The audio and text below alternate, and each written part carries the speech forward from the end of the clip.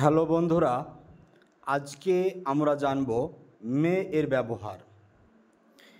এই মে ব্যবহার করে আমরা শত শত বাক্য নিমেষেই বানিয়ে ফেলতে পারি। চলুন তাহলে শেখা যাক। সাধারণত অনুমতি চাইতে মে ব্যবহার করা হয়। এর গঠনগত নিয়ম হলো, প্রথমে মে বসবে, তারপরে সাবজেক্ট, তারপরে ভার্ব, তারপর টু, অবজেক্ট থাকলে অবজেক্ট, নইলে এক্সটেনশন।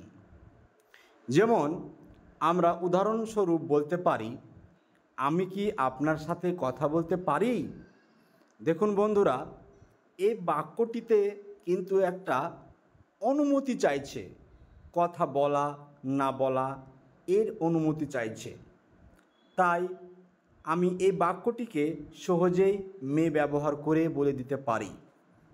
তাহলে চলুন, প্রথমে মে বসবে অর্থাৎ মে, তারপরে সাবজেক্টকে আমি, I, verb talk to you, may I talk to you, আমি কি আপনার সাথে কথা বলতে পারি। 2 নম্বর, চলুন দেখে নেওয়া যাক, আমি কি তোমার নাম জানতে পারি। দেখুন বন্ধুরা, এই বাক্যটিতেও কিন্তু অনুমতি চাইছে, অর্থাৎ জানতে পারা।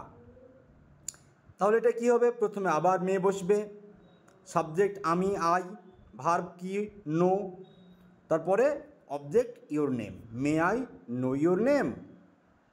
3 নম্বর, আমি কি তোমায় সাহায্য করতে পারি, মে আই হেল্প ইউ।